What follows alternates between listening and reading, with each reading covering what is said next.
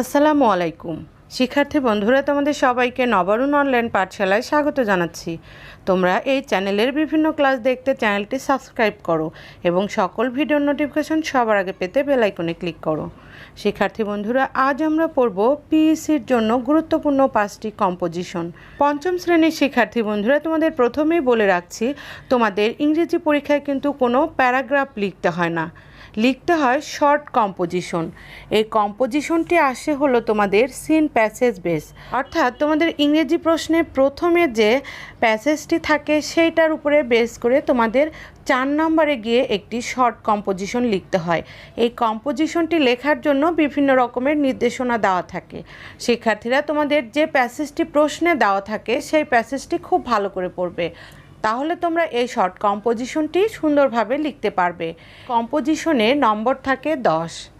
শিক্ষার্থী বন্ধুরা, আজ আমরা গুরুত্বপূর্ণ 5টি শর্ট কম্পোজিশন পড়ব। 1 number, write a short composition on your visit to a foreign country.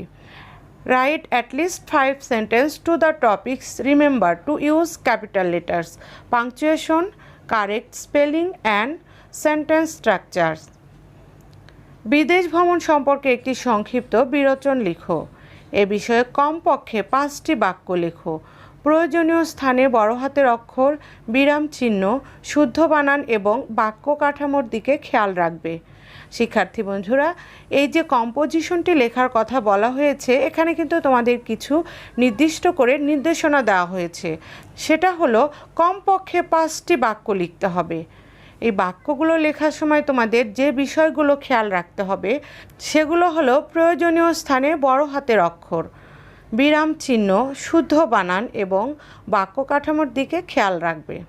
অর্থাৎ কোথায় বড় হাতের অক্ষর বসবে, কোথায় বিরাম চিহ্ন বসবে, বানানগুলো শুদ্ধ হচ্ছে কিনা, বাক্য কাঠামোটা সঠিক হচ্ছে কিনা, সেগুলো কিন্তু তোমাদের অবশ্যই খেয়াল রাখতে হবে। তাহলে এবার আমরা এই প্রশ্নের উত্তরটি জেনে নিব। Answer, my visit to a foreign country.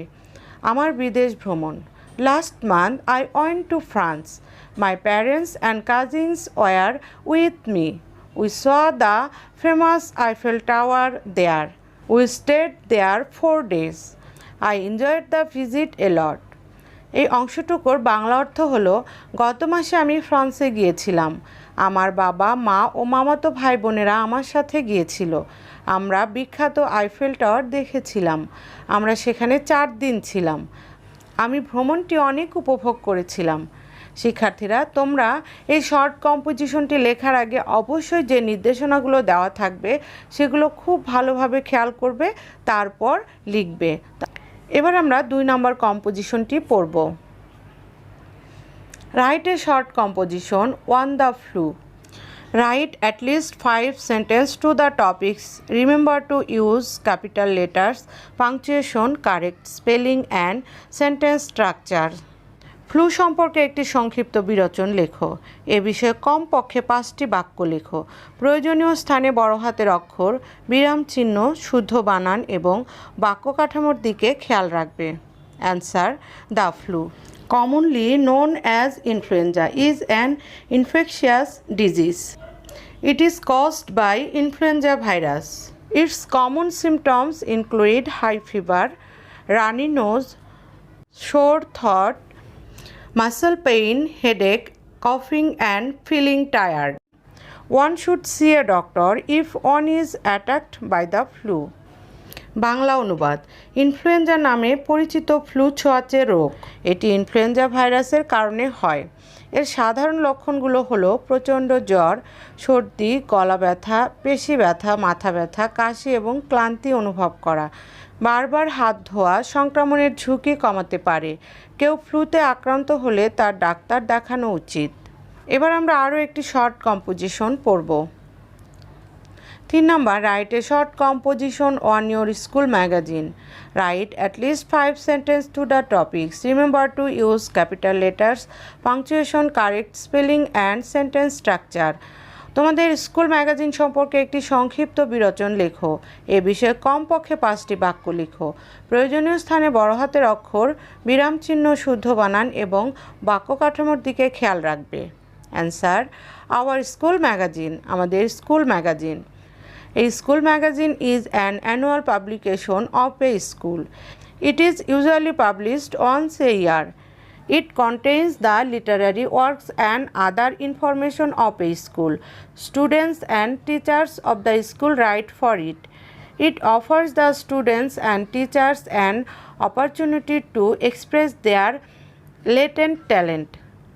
Bangla অনুবাদ স্কুল ম্যাগাজিন স্কুলের বার্ষিক প্রকাশনা। এটি সাধারণত বছরে একবার প্রকাশিত হয়। এতে সাহিত্যকর্ম ও স্কুলের অন্যান্য তথ্য থাকে। স্কুলের শিক্ষক ও শিক্ষার্থীরা এতে লিখে থাকেন। এটি স্কুলের শিক্ষক ও শিক্ষার্থীদের তাদের সুপ্ত প্রতিভা বিকাশের সুযোগ করে দেয়। এবার আমরা আরও একটি কম্পোজিশন পড়ব। 4 number, write a short composition on your home district. Right at least 5 sentence to the topics. Remember to use capital letters, punctuation, correct spelling and sentence structure. তোমার নিজ জেলা সম্পর্কে একটি সংক্ষিপ্ত বিরোচন লেখো। এ বিষয়ে কমপক্ষে 5টি বাক্য লিখো। প্রয়োজনীয় স্থানে বড় হাতের অক্ষর, বিরাম চিহ্ন, শুদ্ধ বানান এবং বাক্য কাঠামোর দিকে খেয়াল রাখবে। অ্যান্সার, মাই হোম ডিস্ট্রিক্ট, আমার নিজ জেলা। The name of my home district is Sirajganj. It has an area of 2497.92 square kilometers. The district consists of 4 municipalities, 9 upazilas, 79 unions and 2006 villages. Its interesting places are Robindra Kutibari at Shahjatpur, Nabarun Mandir at Ullapara, Pratap Dighi at Raiganj, and the longest bridge in Bangladesh, Bangabandhu Bridge. I am very proud of my hometown as it is the home of many famous personalities. Bangla অনুবাদ, আমার জেলার নাম সিরাজগঞ্জ। এর আয়তন 2497.92 বর্গ kilometre. জেলাটি 4টি পৌরসভা, 9টি উপজেলা, 79টি ইউনিয়ন এবং 2006টি গ্রাম নিয়ে গঠিত। এর গুরুত্বপূর্ণ স্থানগুলো হলো শাহজাদপুরের রবীন্দ্র কুঠিবাড়ি, উল্লাপাড়া নবরত্ন মন্দির, রায়গঞ্জের প্রতাপ দিঘি এবং বাংলাদেশের দীর্ঘতম বঙ্গবন্ধু যমুনা সেতু। আমি আমার জেলা নিয়ে গর্বিত কারণ এটি অনেক বিখ্যাত ব্যক্তিত্বের জন্মস্থান। এবার আমরা আরও একটি গুরুত্বপূর্ণ কম্পোজিশন পড়ব। 5 number, write a short composition on your birthday answering the following questions. Write at least 5 sentences to the topics. Remember to use capital letters, punctuation, correct spelling and sentence structure. নিচের প্রশ্নগুলোর উত্তর দেওয়ার মাধ্যমে তোমার জন্মদিন সম্পর্কে একটি সংক্ষিপ্ত বিরোচন লিখো। এ বিষয়ে কমপক্ষে 5টি বাক্য লেখো। প্রয়োজনীয় স্থানে বড় হাতের অক্ষর, বিরাম চিহ্ন, শুদ্ধ বানান এবং বাক্য কাঠামোর দিকে খেয়াল রাখবে। প্রশ্নগুলো: A, how many times in a year is a birthday celebrated? বছরে কয়বার জন্মদিন উদযাপন করা হয়? B, when is your birthday? তোমার জন্মদিন কবে? C, how do you celebrate your birthday? তুমি কিভাবে তোমার জন্মদিন উদযাপন করো? D, what do you do after cutting the cake? Cake কাটার পর তুমি কি করো? E, what do you do after eating? খাওয়ার পর তুমি কি করো? শিক্ষার্থীরা, এখন আমরা এই প্রশ্নের উত্তরগুলো জানব। অ্যান্সার, মাই বার্থডে, আমার জন্মদিন। Once birthday is celebrated once in a year. My birthday is 11th November. Usually my parents celebrate my birthday with a party by inviting my friends and relatives. After the cutting of the cake, plates full of delicious dishes are served and we all sit and eat together. After eating, we all join in making merriment. Bangla অনুবাদ, বছরে একবার জন্মদিন উদযাপন করা হয়।